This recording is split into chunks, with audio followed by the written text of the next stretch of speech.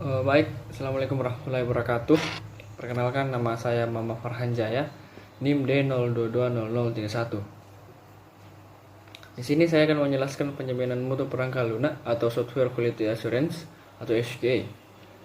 Penjamin mutu perangkat lunak adalah serangkaian kegiatan yang dilakukan untuk memastikan kualitas dari proses rekayasa perangkat lunak, yang pada akhirnya menghasilkan kualitas pada suatu perangkat lunak dari sebuah produk.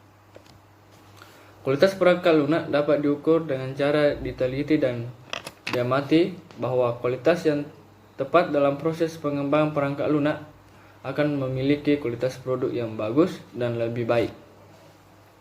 Dan SQA adalah proses yang sesuai dengan persyaratan yang terpenuhi dan juga memastikan bahwa produk perangkat lunak yang dikembangkan memenuhi spesifikasi kualitas yang ditentukan atau standar kualitas. Yang kedua, yaitu jenis-jenis software quality assurance. Terdapat 3 jenis quality assurance. Yang pertama itu quality of design, yaitu kualitas yang diukur berdasarkan kebutuhan, spesifikasi, dan desain sistem. Yang kedua, quality of conformance, yaitu kualitas yang diukur dari implementasi dokumen perancangan menuju ke produk yang dibangun. Yang ketiga, user satisfaction, yaitu kualitas yang diukur dari tingkat kepuasan pengguna terhadap penguji serta kesesuaian budget yang dimiliki oleh customer. Mungkin cukup sekian dari saya.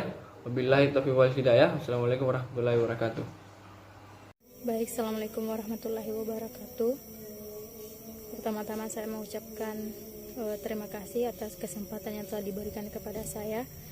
Perkenalkan, nama saya Rahmawati, NIM D02200372.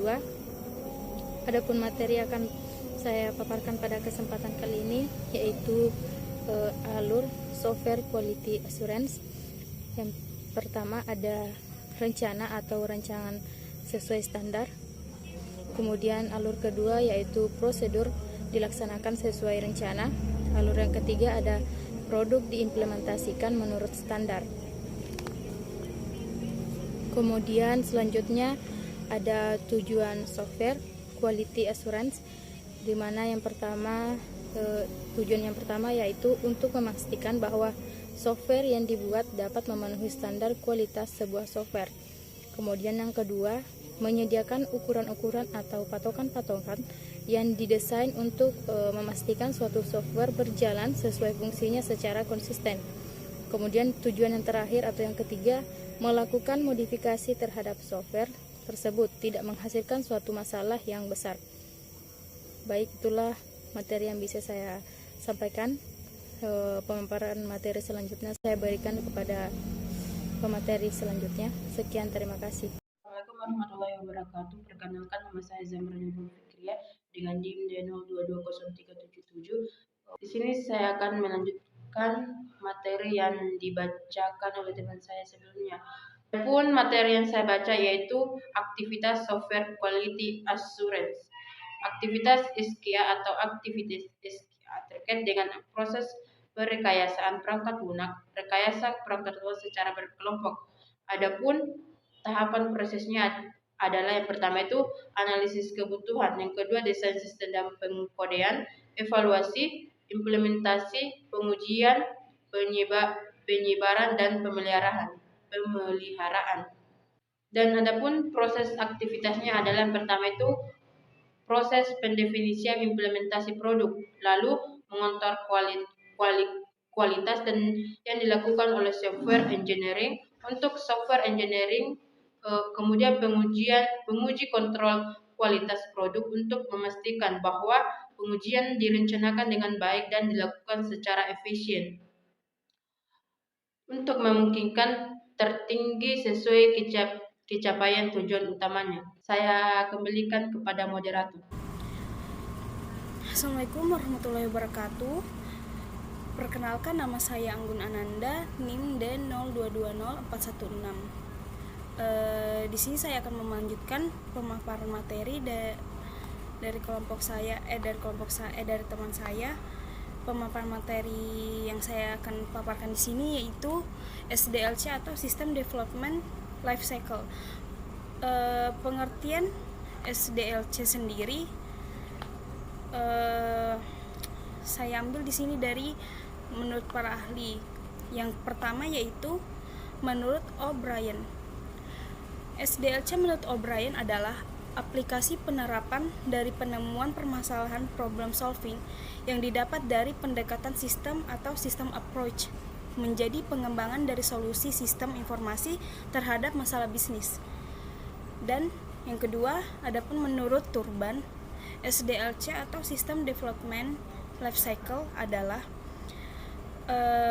siklus hidup pengembangan sistem adalah metode pengembangan sistem tradisional yang digunakan sebagian besar organisasi saat ini. SDLC adalah kerja atau framework yang terstruktur yang berisi proses-proses sekuensial di mana sistem informasi dikembangkan. Adapun tahapan SDLC terdiri dari 5 tahapan. Jadi tahapan yang pertama di sini ada planning atau perencanaan. Jadi planning adalah tahapan perencanaan di mana tim akan mengidentifikasi dan menentukan skop atau ruang lingkup yang perlu dilakukan dalam proses pengembangan proyek. Ya, jadi planning di sini pada tahap ini tim juga akan mengumpulkan semua informasi yang dibutuhkan dalam proses pengembangan software sehingga tim akan merencanakan struktur tim, time frame, budget, security atau keamanan dan berbagai faktor penting lainnya yang dibutuhkan untuk pengembangan software ini lebih lanjut ke depannya. Yang kedua adalah tahap analisis. Tahapan SDLC yang selanjutnya adalah proses analisis. Pada tahap ini, tim akan menganalisis kebutuhan fungsional sistem. Jadi, tim akan melakukan analisis untuk mengetahui apa masalah bisnis, apa target yang ingin dicapai, apa tujuan utama dari pengembangan software tersebut, apa fungsi dari software yang akan dikembangkan, dan lain-lain. Ya, jadi analisis ini diperlukan dalam tahapan SDLC agar produk nantinya akan memiliki hasil akhir yang sesuai dengan ekspektasi klien. Jadi analisis di sini penting untuk kita bisa menganalisa kebutuhan data, kebutuhan pokok dan kebutuhan lainnya yang diperlukan antara konsumen dan sistem yang akan dibuat sehingga sistem atau perangkat lunak yang akan dibuat nanti sesuai dengan kebutuhan dan permasalahan masyarakat atau konsumen yang akan memakai aplikasi tersebut. Jadi sekian pemaparan dari saya, kurang lebihnya mohon dimaafkan. Assalamualaikum warahmatullahi wabarakatuh. Baiklah, bismillahirrahmanirrahim. Assalamualaikum warahmatullahi wabarakatuh. Pada materi saya kali ini, saya akan melanjutkan materi pada pemateri yang sebelumnya.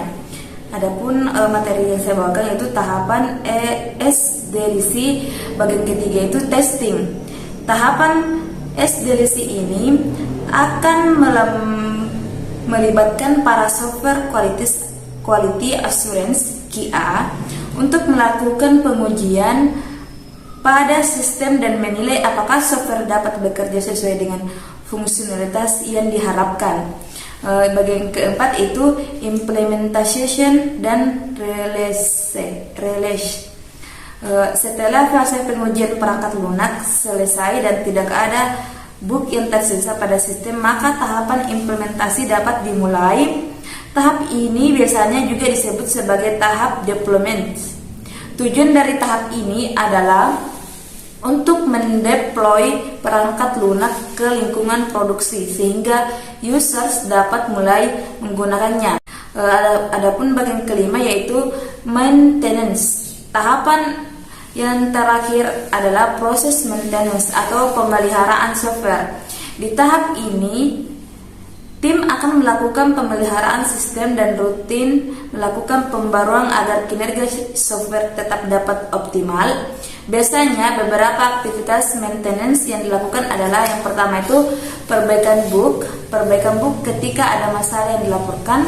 Kedua, operate sistem, meningkatkan kinerja software dengan sistem yang lebih baru. Ketiga, peningkatan fitur, menambahkan fitur atau fungsionalitas pada software yang dikembangkan. Baiklah, itu tadi materi yang saya bawakan.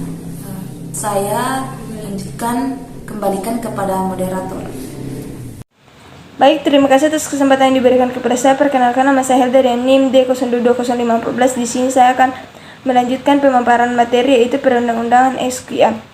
Penyusunan standar kompetensi kerja nasional Indonesia di bidang software quantity asuransi atau disingkat dengan SQA mempunyai tujuan sebagai berikut, yaitu yang pertama menetapkan dasar keterampilan teknis dan manajemen software quantity asuransi di antara sumber daya manusia atau disingkat dengan SDM yang melaksanakan fungsi software quantity asuransi.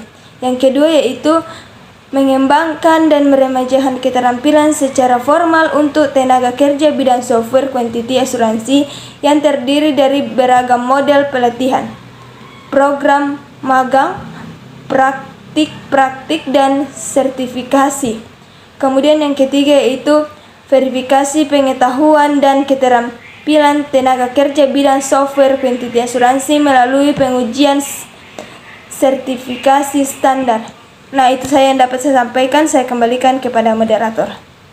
Assalamualaikum warahmatullahi wabarakatuh.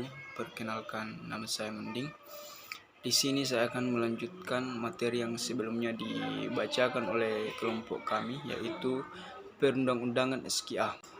Berdasarkan keputusan Menteri Ketenagakerjaan Republik Indonesia nomor 47 tahun 2017 tentang penetapan standar kompetensi kerja nasional Indonesia kategori informasi dan komunikasi golongan pokok aktivitas programan, konsultasi komputer dan kegiatan yang berhubungan dengan itu, bidang keahlian software development, subbidang software quality assurance, dapat disimpulkan dengan ditetapkannya standar kompetensi kerja nasional Indonesia ke kategori informasi dan komunikasi golongan pokok aktivitas programan, konsultasi komputer dan kegiatan yang berhubungan dengan itu, bidang keahlian software development, bidang software kualitas, maka SKKNI ini secara nasional menjadi acuan dalam penyusunan